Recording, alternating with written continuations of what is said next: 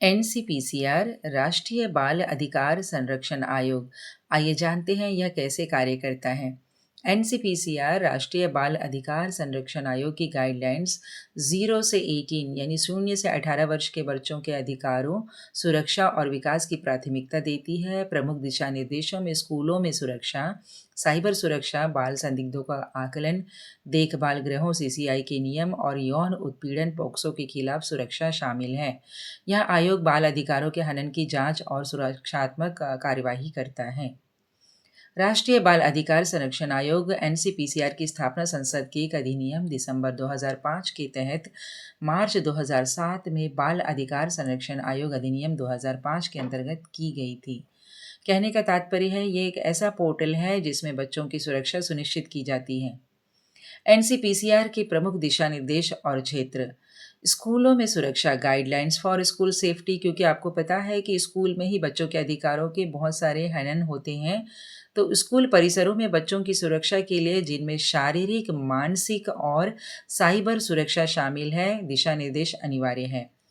बाल संदिग्धों का आकलन, असेसमेंट ऑफ चाइल्ड सस्पेक्ट, आपराधिक मामलों में बाल संदिग्धों के मानसिक और सामाजिक आकलन के लिए विशेषज्ञ टीम, मनोवैज्ञानिक सामाजिक कार्यकर्ता की आवश्यकता। किशोर न्याय बोर्ड 3 महीने के भीतर ही अपना मूल्यांकन पूरा करना उनको ज़रूरी होता है। ये जो 3 महीने का समय होता है, इसमें इनको जाँच लगभग पूरी कर लेनी चाहिए और प्रारंभिक मूल्यांकन हो जाना चाहिए। आगे देखते हैं, पॉक्सो के अंतर्गत सुरक्षा। 18 वर्ष से कम उम्र के बच्चों को यौन उत्पीड़न और अश्लीलता से सुरक्षा, बच्चों की छवि का उपयोग कर धन जुटाने पर भी रोक। एनसीपीसीआर राज्य आयोगों के साथ मिलकर इन नियमों को लागू करता है और शिकायतों का स्वतः संज्ञान सो मोटो लेकर जाँच को आगे बढ़ाता है। एनसीपीसीआर ई बाल निदान में आप कैसे ऑनलाइन पोर्टल में शिकायत कर सकते हैं, आइए इसकी जानकारी आपको देते हैं। सबसे पहले आप गूगल या क्रोम में आप सर्च कीजिएगा एनसीपीसीआर ऑनलाइन कंप्लेंट पोर्टल। ये आप सर्च करते हैं तो आपके सामने एक इंटरफेस खुलकर आएगा ऑनलाइन पोर्टल में एनसीपीसीआर, जो कुछ इस तरह का होगा। आप देखिएगा ई बाल निदान ऑनलाइन लिखा होगा और इस तरह का पोर्टल आपके सामने खुलकर आ जाएगा जिसमें लिखा होगा रजिस्टर कंप्लेंट। यहाँ पर आपको अपना नाम डालना है। आप कोई भी हो सकते हो, आप अभिभावक हो सकते हो, कोई सिस्टर, ब्रदर या कोई पड़ोसी भी हो सकते हो। यहाँ पर आपको जिसकी कंप्लेंट करनी है वो मेल या फीमेल है, वो उनका नाम भर के उनकी उम्र भर दीजिएगा और उसके बाद यहाँ देखिएगा आप उसके क्या लगते हैं, फादर, मदर, सिस्टर, यहाँ पे भरिएगा। यहाँ आपका यूटी या स्टेट का नाम आएगा, उसके बाद आएगी डिस्ट्रिक्ट, उसके बाद आपकी आएगी एड्रेस। एड्रेस सही से भरिएगा क्योंकि ये बाय पोस्ट भी आपको जो इंक्वायरी है उसकी डिटेल आपको भेजेंगे, तो बाय पोस्ट भी आप अच्छे से एड्रेस भर सकते हैं। उसके बाद आपको किस में कंप्लेन करना है, एजुकेशन डिपार्टमेंट में या लॉ रिलेटिंग जो चाइल्ड राइट्स है उसमें आपको जो है आपको किस हिसाब में आपको कंप्लेन करना है वो यहाँ पर मेंशन कर दीजिएगा। उसके बाद आप नीचे देखिए कंप्लेन डिटेल्स, ये जो है अंग्रेज़ी या हिंदी किसी में भी भर सकते हैं। ये छोटा नहीं होता, ये बहुत बड़ा होता है। इसमें आप अपनी शिकायतों को अपनी ओन राइटिंग में या फिर आप कॉपी पेस्ट भी यहाँ पर कर सकते हैं। तो इस डिटेल को बहुत केयरफुली और सारी बारीकियों को ध्यान में रखते हुए भरिएगा। उसके नीचे आप देख रहे हैं case already register with state commission और एनी अदर कमीशन, यानी आपने कहीं और रजिस्टर किया है तो यस लगाइएगा या नो लगाइएगा अपने हिसाब से। आपको जैसा सहूलियत होता है वैसे ही आप यहाँ पर यस और नो लगा सकते हैं। उसके बाद आपके सामने एक कैप्चा दिया हुआ है, उस कैप्चा को भरिएगा।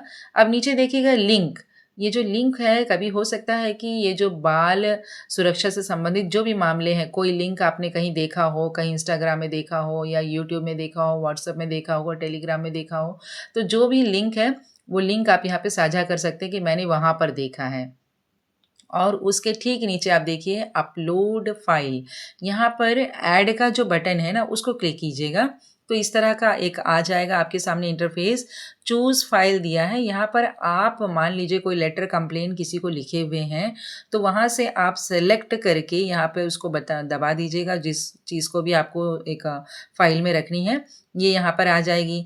और उसके बाद फिर अगर और लेटर या कोई फ़ोटोग्राफ से वो आपको ऐड करने हैं तो आप यहाँ से फिर ऐड बटन दबाकर उसी तरह ही जाना है आपको। चूज़ फाइल को क्लिक कीजिएगा, इस साइड में देखिएगा रिमूव बटन के बगल में क्लिक करते साथ आपके सामने आपकी जो गैलरी है खुलकर आ जाएगी। वहाँ से आप फ़ाइल, पीडीएफ, फ़ोटोग्राफ्स कुछ भी आप उठा सकते हैं और सीधा यहाँ पर आकर आप जो है उस फ़ाइल को अपलोड कर सकते हैं या कितनी भी हो सकती है। ऐड के बटन जितने बार आप दबाओगे उतनी बार ये जमा होता जाएगा। उसके बाद आप देख लीजिएगा कंप्लेनर नेम जो है ये सही से आप अपना नाम लिखिएगा।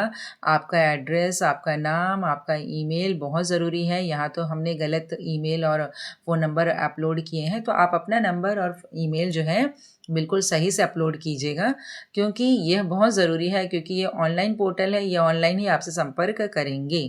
तो कृपया अपने नंबर का विशेष ध्यान रखते हुए यहाँ पर सही नंबर ही आप भरिएगा।